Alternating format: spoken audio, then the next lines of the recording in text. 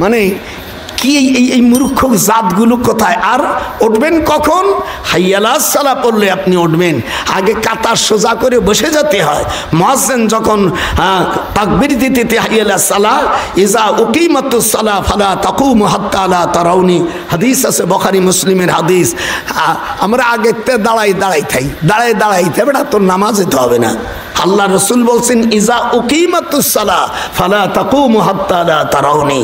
কত জায়গায় হাত দেবো, যেখানে যায় সেই নেই। সেদিনকে এক মৌলবী অমনি চল আমার দেখতেছেন এর নরমালের গাল সাথে সাথে 1 সেকেন্ডে দেনে না।